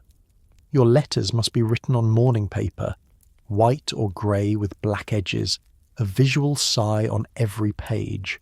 The fringe rules are even stranger. You must not attend theatre performances. You must not sing. You must not ride in a brightly coloured carriage. A widow you once met said she spent 2 years wearing only black even in the bath. And heaven help you if you're seen laughing too soon. You saw it happen once. A young woman at a garden party, freshly out of first morning, let out a small giggle at something a suitor said. People turned. Someone muttered, "Not quite the image of sorrow, is she?" That was all it took. Because mourning isn't private, it's public theatre, and the audience is always watching. Each mourning now begins with black. You open your wardrobe to rows of it, heavier than your usual dresses lined with grief. Even the fabric sounds different when you move, whispering less, dragging more. The colour swallows you, erases you. You blend into shadows. You vanish, appropriately. Your bonnet is veiled. Not the flirty, gauzy veil you wore to church last Easter, but a thick crepe that hangs just past your nose. It itches. It smells faintly of ink and starch. But it is mandatory. You walk through the park in it and feel like a ghost among the living. Children stare. Men avert their eyes. Even birds seem to sing more quietly as you pass. Your mourning gloves are buttoned high. They match your parasol, which is now trimmed in black ribbon. No lace, no scalloping. You are no longer a participant in society. You are a respectful observer, a silent emblem of someone else's death. And yet you're very much alive underneath. Your appetite remains. Your thoughts still wander. Your hands still itch to play piano. But for now, such things are off limits. In the hierarchy of grief, pleasure is forbidden. You're not just grieving for your great-aunt. You're grieving on behalf of the family, of your class, of your gender. There's a widow in your neighbourhood, Mrs. Redgrave, who's been in full mourning for 7 years. Her husband died suddenly, and she has worn nothing but black ever since. Her house has black drapes in every window. She writes with black ink on grey paper. No one quite knows if she mourns out of duty, or defiance. You're not sure which would be sadder. There's also the odd etiquette of transition. After first morning comes second morning, then half morning. Colours slowly return, greys, lavenders, soft whites. But even then there are rules. Your dress might be lavender, but your gloves must remain black. Or vice versa, depending on the month, the relation, and the expectations of the hostess if you're invited anywhere at all. You attend a tea during second morning once. You wear lilac cautiously. A woman in dove grey watches you from across the room. Her eyebrows lift just slightly. That's all it takes. You spend the entire afternoon doubting your choice. This is the truth of mourning for women. It's less about grief than it is about proof. You're expected to prove through fabric and silence just how deeply you feel. And not just feel, but feel appropriately, correctly, elegantly. Inside, your feelings are muddled. You miss your aunt in flickers, mostly through scent memories and childhood echoes. But more than anything, you miss yourself, the version of you not hidden beneath 7 pounds of symbolic sorrow. And yet, as your mother reminds you, one's dignity is often found in restraint. So you nod. You return the black veil to its hook. You press your gloved hands together in your lap and sit upright in silence. Because in mourning, as in most things Victorian, your emotions must be worn, not expressed. You're walking to the dressmaker's for a fitting when the wind lifts the edge of your skirt just a little too high. Not much, just a flutter. Just enough to reveal a glimpse of something you hadn't meant to show. Your ankle. You freeze. You press your skirt down. You glance around. No one gasps. No one faints. But 2 boys across the street nudge each other and snicker. And though they look away just as quickly, it's already too late. You've been seen. In Victorian England, a woman's ankle is not a body part. It's a scandal waiting to happen. Your face can be painted in portraits. Your hands may pass tea, sew, write. But your feet, your ankles, they must be hidden like state secrets, layered in petticoats, swathed in stockings, tucked into high-buttoned boots. To expose one, even for a moment, is to risk being marked as fast, reckless, or worst of all, immodest. You've heard the stories of men writing poems about the turn of a woman's ankle, of shop boys lingering on stairs to glimpse a flash beneath a hem, of one girl, Florence from the Drapery family, who stumbled in church and revealed a lace-trimmed stocking. She didn't fall, she didn't cry, she simply adjusted herself and carried on. But afterward, the whispers started. Did you see? A bit bold, don't you think? She must have lifted her dress on purpose. Florence moved to the country that summer. The following year, her family stopped receiving invitations altogether. It seems absurd, of course. You can show your wrists, your ears, your entire elbow if the sleeve allows, but not your ankles. No, ankles carry with them the weight of implication, of movement, of dancing, of private domestic femininity suddenly made public. You remember your first grown-up boots, tall, laced, and impossibly stiff. Your mother taught you how to cross your legs at the ankle, never at the knee, and always with your skirt draped carefully over both. Crossing your legs otherwise was vulgar. Only actresses sat like that. You obeyed. Even now, your ankles feel like things to be managed, not simply possessed.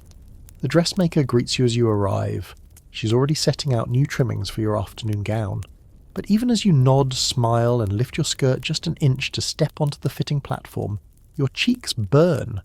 You know that somewhere in the street 2 boys are still grinning, because for all your decorum, for all your rules, ribbons, and restraint, you made one mistake, and that's all it takes. Back home, you check the mirror just to reassure yourself. You lift the hem of your dress slowly, precisely, alone in your room where no one can judge. There it is, the ankle in question, pale, perfectly ordinary, wrapped in a cotton stocking enclosed by a narrow shoe. And yet today, it nearly undid you. You lower the skirt again. There's an irony to it all. Your entire body is covered, restrained, softened, silenced, and still, somehow, The part of you that causes the most social distress is the one that keeps you walking forward. You think of the stories told by seamstresses, whispered over fittings and between stitches, a woman who embroidered tiny flowers at the top of her stockings, a girl who wore red garters just for herself. They say Queen Victoria herself had hand-stitched monograms on hers, though no one ever dares to confirm it aloud. These tiny hidden rebellions live just below the surface of every parlour, every promenade. A lady may show nothing and yet know everything. She may be buttoned, veiled, gloved and laced, and still, in the privacy of her wardrobe, wear silk stockings simply because she can. But the public code is clear. You must not tempt, you must not distract, you must not exist visibly in a way that implies desire, yours or theirs. So your ankles remain prisoners of petticoats. Even the act of removing your boots becomes a ritual of concealment. Your maid turns her head. You face the wall. You unlace in silence. Because even in your own room, the ghost of expectation lingers. There was a fringe case once, Miss C, they called her. She danced barefoot at a summer gathering, laughing, skirt hiked above her calves. Bohemian, someone said. Mad, said another. Within a month, her mother stopped appearing at luncheons. They said the family had gone to Italy for her health. But the truth was clear. She'd shown too much leg. Not even thigh. Just leg. Just motion. Just freedom. And freedom, for Victorian women, is the most dangerous exposure of all. So you learn to move carefully, to step with purpose, to descend carriages with mathematical precision, to cross your ankles even when sitting alone. Because it's not just etiquette, it's survival. You wonder sometimes if men even know the weight of these rules, if they understand that the reason your footsteps are silent, your movements graceful, your voice measured, is because every inch of you has been rehearsed for decades. And when they say you're charming or modest or well-bred, they're praising your obedience, not yourself, not your spirit, just your ability to never show too much of anything, especially your ankles. It's late evening, and the household has gone quiet, except for the sound of the maid stoking the fire in the hallway and the creak of floorboards as someone moves about upstairs. You're in your room, brushing your hair by candlelight, the long strokes soothing but automatic. You know you're being watched, not in this moment perhaps, but always. Because in Victorian life, a lady is never truly alone, not even in her own home. Especially not in her own home. The servants know everything. That's the truth you learned young, long before your first corset or calling card, that the maid who dresses you, the butler who brings your letters, the cook who listens through the pantry wall, they all see more than society ever admits, and they talk, quietly, in corners, in codes, but they talk. You recall the first time you caught your lady's maid, Elsie, glancing at a letter on your writing desk. It wasn't malicious, just a flicker of the eye as she smoothed your hair and straightened your collar. But it made your stomach turn. That letter was private. A reply from Harriet, full of inside jokes and small confessions. You moved it that night, burned it the next morning. But the feeling remained, the sense that nothing in your life was ever just yours. Servants see you when your hair is down, when your stays are loosened, when your face, stripped of powders and smiles, betrays how exhausted you truly are. They know when your gloves are stained, when your shoes pinch, when your appetite wanes after a tense tea, and while they rarely speak to you beyond duty, they speak to each other. Whole webs of whispered knowledge stretch through the house like invisible threads. It was your maid who knew first about Miss Devon's elopement, before the family, before the papers.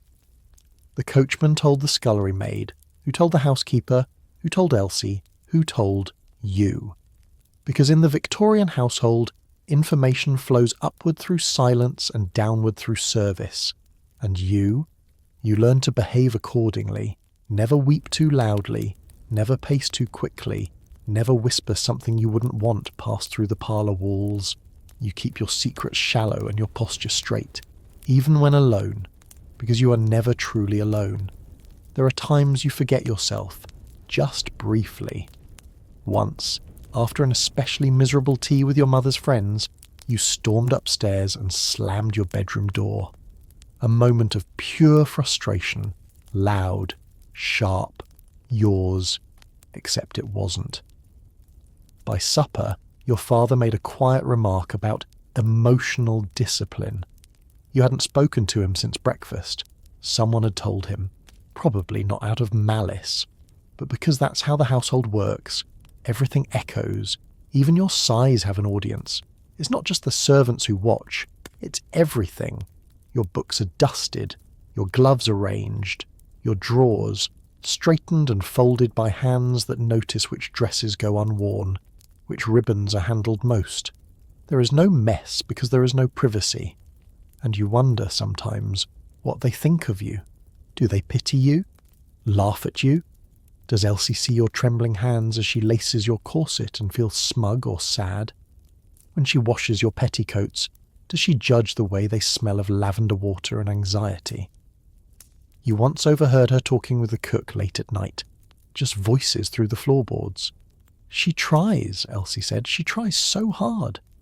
The words pierced you, not because they were cruel, but because they were true. They know how hard you work to be good, to be graceful, to follow every absurd rule of posture and dress and emotion. They see it more than anyone else, and they carry those observations with them, out of the house, down the lane, into their own kitchens and parlours. Your life becomes a kind of public property, decorous, controlled, curated. And yet, sometimes, in rare moments, you let something slip. A smile that isn't for display, a song hummed under your breath while no one's meant to be nearby, a silly face pulled at your reflection before your bonnet goes on. Once you caught your maid watching you laugh silently at your own clumsiness. You froze, embarrassed. But she only smiled, a real smile, not the practiced kind. You didn't speak. You just turned, slowly, and let the moment pass. Because even in a life full of eyes, sometimes one pair sees you, not the debutante, not the daughter, not the walking rule book, just you. And in a strange way, it makes you feel seen, not as property, but as person. Even if that glimpse must vanish with the next chime of the bell. The drawing room is quiet, the air thick with floral water and expectation. You're seated perfectly, spine straight, skirts arranged like the petals of a reluctant bloom. Across from you, a visitor talks about politics in a voice just loud enough to feel important, but not loud enough to invite an actual opinion from you. You nod, smile faintly, and feel it happening again. That tightening behind your ribs, the flutter behind your eyes. Your breath grows shallow, your fingers twitch beneath your gloves. You try to focus on the teacup, the wallpaper, anything, but your vision swims. The room fades, and then darkness. When you wake, you're horizontal. Someone's voice is calling your name, muffled through wool and whispers. You're on a fainting couch, the same one every respectable household keeps in the corner near the French doors. It's hardly ever sat on, except by women like you, at moments like this. You've fainted. Again. This is your third spell in as many weeks. The doctor says it's female nerves. Your governess used to call it delicate constitution, but everyone expects it. Everyone accepts it. Fainting, after all, is a refined affliction, a sign of sensitivity, a mark of feminine grace. You know the real reason. It's the corset, the silence, the smiling, the everything. Your body has finally decided to shout what your mouth is never allowed to say. Still, you're grateful for the fainting couch. In a world where you must stand tall, sit still, and suffer quietly, at least the couch allows you to collapse. It's a small rebellion, socially sanctioned. You're allowed to faint, encouraged even. You've heard women praised for it. She's terribly delicate, so refined. A true gentlewoman, never raises her voice, never stirs the air. You once overheard a conversation at a dinner party where a man claimed his sister swooned at the sight of a painting. He sounded proud. Fainting has become a language. When you fall, you're not unruly. You're overwhelmed. You're not dramatic. You're elegant. It's one of the only ways a Victorian woman can be too much without being punished for it. But fainting is also dangerous. You know women who've struck their heads, women who've collapsed into laps they shouldn't have touched. There was even a girl, Elizabeth, who fainted during a violin solo and never quite recovered.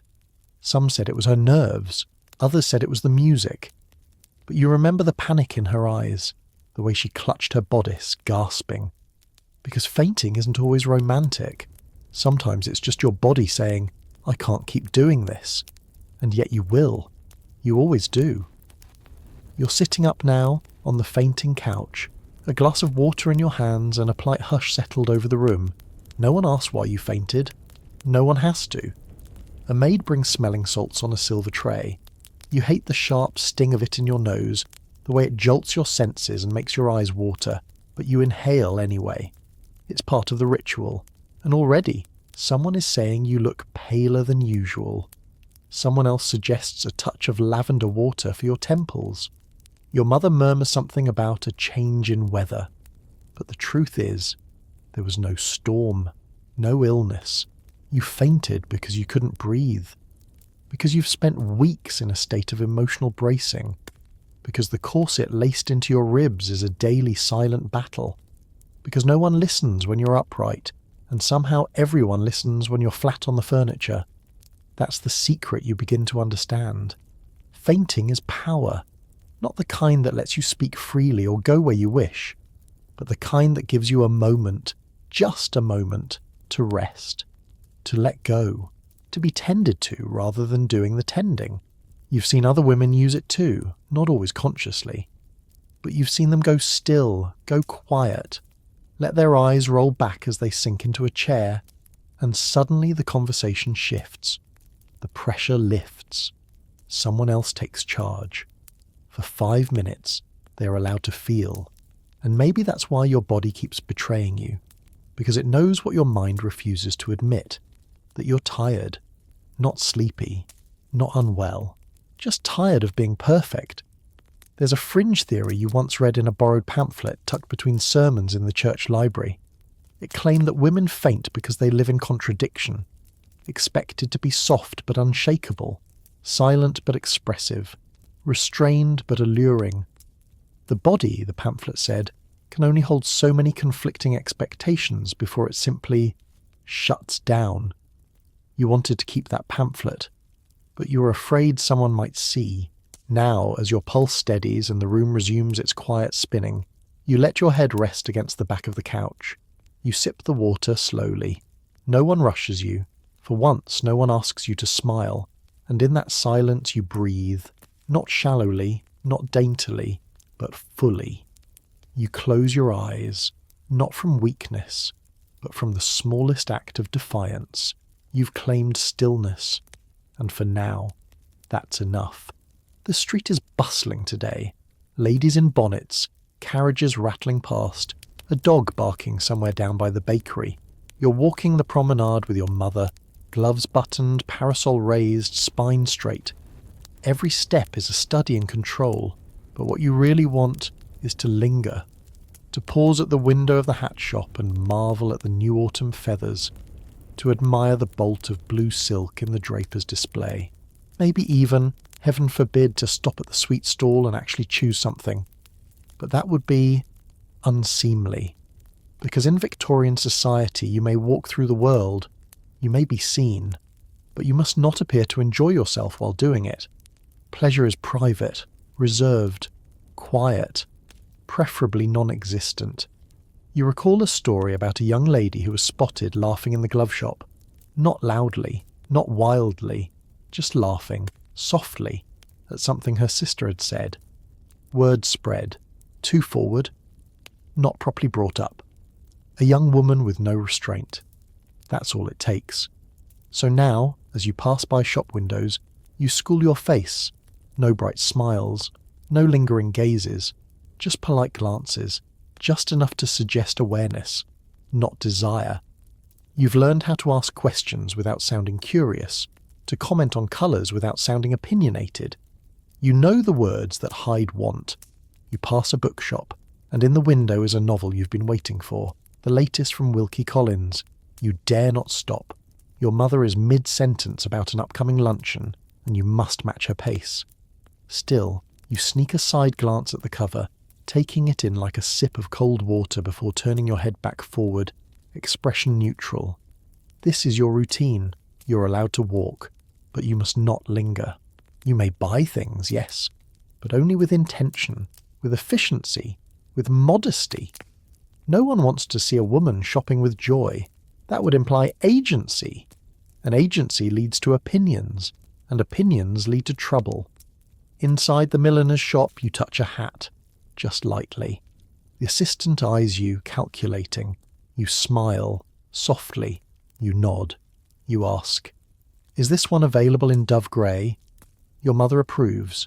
Dove grey is dignified, but what you want is the one with the violet ribbon, the one that makes you feel like a poem instead of a shadow. You do not ask about it. Instead, you step back. You let your mother complete the purchase. You accept the parcel when it is handed to you, light as air but heavy with restraint. Then you exit, silent, composed, invisible again. Outside the shop, the city continues on, brisk and grey just as it should be. You walk alongside your mother, parcels tucked neatly in gloved hands, expression composed. No one would guess how much you longed for the violet ribbon, how much you felt anything at all. That's the genius of it. Because Victorian womanhood teaches you not just to restrain your desires, but to erase all trace that they ever existed. You pass another young woman on the street about your age. She's alone, which already draws glances. Her boots are scuffed, her cheeks are flushed. She's carrying a package wrapped in brown paper and string, not the pale pink twine of an upscale shop. You see a matron wrinkle her nose as she passes. The message is clear. Not quite one of us. You lower your eyes and keep walking, but inside a flicker of kinship burns. Because you both want things. You just have different uniforms for hiding it. Even at home, the rules follow you. You may open your parcels, but not with glee. You may admire the hat, but only if someone else compliments it first. To show too much excitement is to invite suspicion. Of what, exactly, no one ever says. There's a fringe tale you heard once, whispered at a dress fitting. A woman who twirled in front of her mirror after trying on a new day dress. Her maid caught her. The next day, the maid told someone else, and by the end of the week, the woman was referred to not as spirited, but affected. That's all it takes. One private joy made public, one indulgence exposed. So you learn to perform pleasure the same way you perform grief or restraint, politely. You accept new gloves with a murmur, a new ribbon with a careful smile. You compliment your mother's taste, even if it wasn't yours, and eventually the strangest thing happens. You begin to forget what you actually like. You stop remembering whether you prefer lilac or navy, whether you favour almond cakes or plum tarts, whether you wanted the hat with the velvet bow, or were simply told it was becoming. Because every choice is filtered through expectation. Every preference is reshaped by the gaze of others. Still, every now and then, a piece of you slips through. A crooked grin when no one's looking, a skipped step on the way up the stairs. A moment of stillness in your room, holding the violet ribbon you never bought, imagining how it would feel to walk into a room wearing exactly what you wanted. And for a moment you allow yourself the fantasy, a world where you are allowed to want, allowed to linger, and most daring of all, allowed to be seen. Your mirror doesn't lie, but it doesn't comfort either. You stand before it in your chemise, the morning light slanting in across your shoulder. You see your face, your neck, your hands, and you count the subtle betrayals, a faint line at your brow, a shadow beneath your eyes, the whisper of softness beginning at your jaw. You're 19, almost 20, and for a Victorian woman, that means one thing. Time is running out. You've known this, of course. You've felt it. Every look your mother gives you when a younger girl enters the room. Every comment about fresh cheeks and still having your bloom. Every time someone says, you'd best make a good match before the season ends. Your value, it seems, has an expiration date. At 15, you were promising. At 17, you were ripe. Now, you're nearly settled, which sounds like praise but smells faintly of panic. The marriage market, they call it, though never allowed. The language is always soft, delicate, euphemistic. They say eligible, they say prospects. But the reality is brutal. Your worth has been appraised, whispered about, ranked. You're not a person. You're a package. Pedigree, temperament, complexion, dowry. And the older you get, the more tightly that package must be wrapped. You recall a family friend, Miss Archer, who remained unmarried until 24. She was charming, intelligent, gracious. But the whispers grew sharper each year.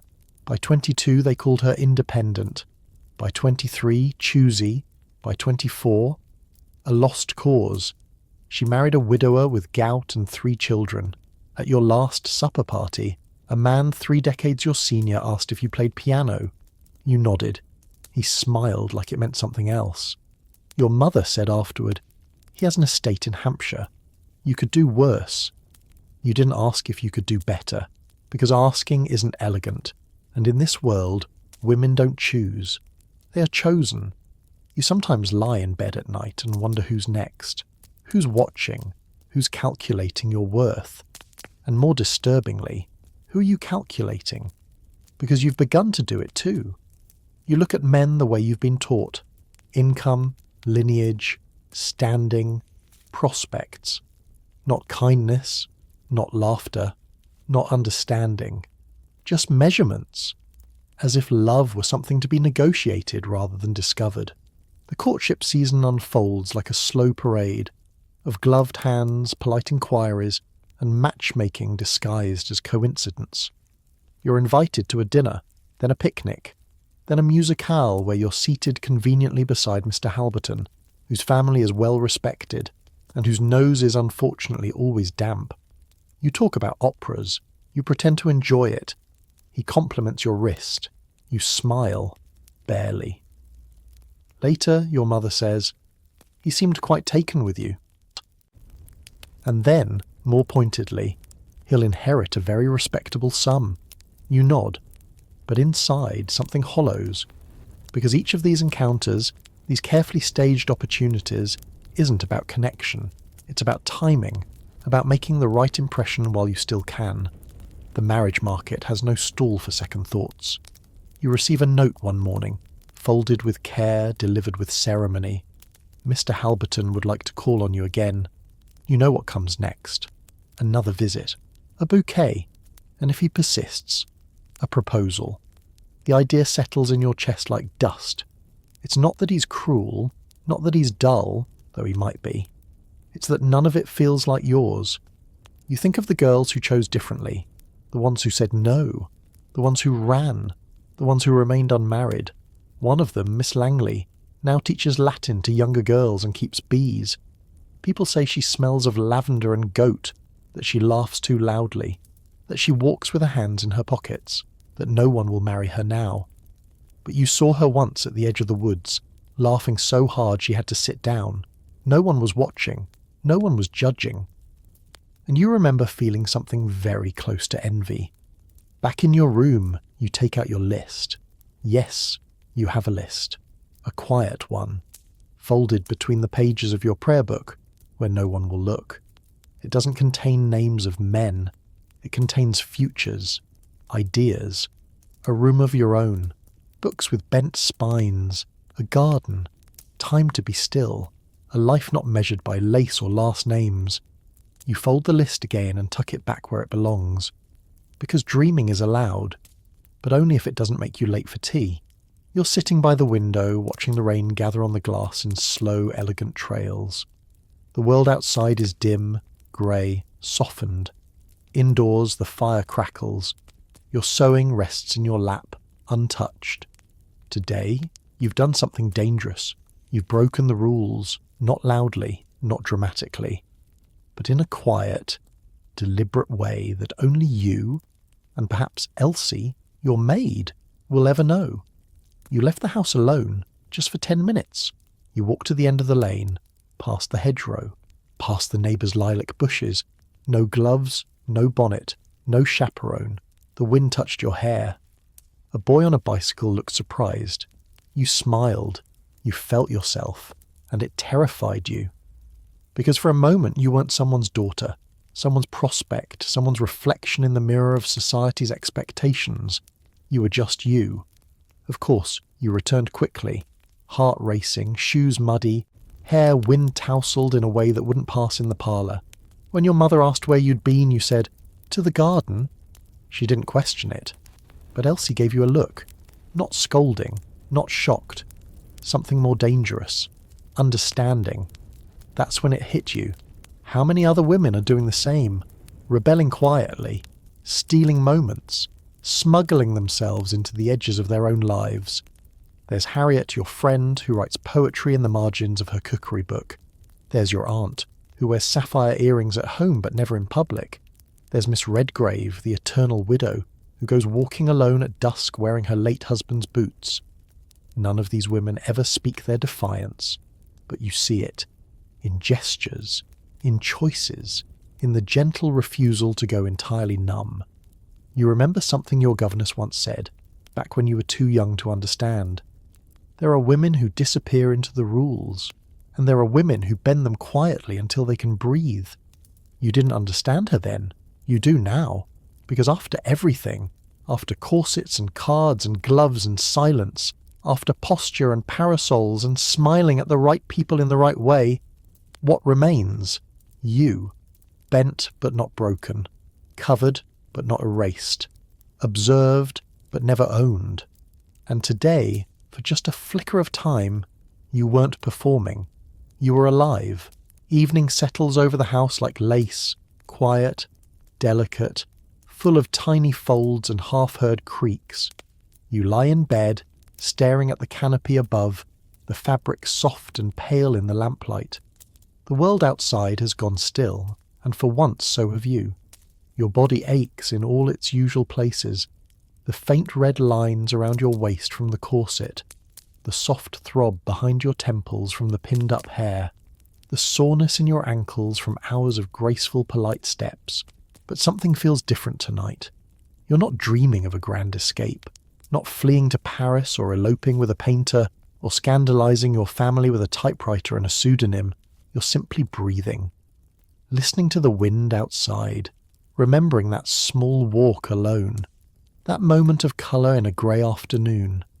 You feel stronger for it, because it wasn't just rebellion, it was recognition that you exist behind the etiquette, behind the folded gloves and folded smiles, that every absurd rule you followed has not erased you, only shaped the edges of your resistance. You begin to think of all the tiny ways women survive this life, not in protest banners or speeches, but in coded glances, in silk ribbons tied just a bit too brightly, in books read under covers, in letters half written and never sent, in walking alone for 10 minutes, unseen, unchaperoned, unsupervised, and returning with your soul intact. They may never write books about women like you, but they should, because you've endured not just the weight of expectation, but the constant reshaping of yourself to meet it. You've smiled without feeling, you've suffered without language, you've made a masterpiece of composure, and still, somewhere inside, a voice remains, small, steady, quietly sharpening. You close your eyes. Tomorrow you'll wear the gloves, you'll carry the parasol, you'll sip the tea and sign the card and laugh in the precise volume aloud. But tonight, you rest as yourself, not as a daughter, a debutante, a prospect, a name on a list, but as something simpler, a woman, and that, at last, feels like enough. The fire has faded now to a soft orange glow, casting slow-moving shadows on the floorboards of your mind. The chatter of society has quieted. No more calling cards, no more posture, no more rules to memorize or mirrors to please, just the hush of your own breath, steady and unhurried. Tonight, you've walked through parlours and promenades, through the drawing rooms and dinner tables of a world that asked you to be everything but yourself.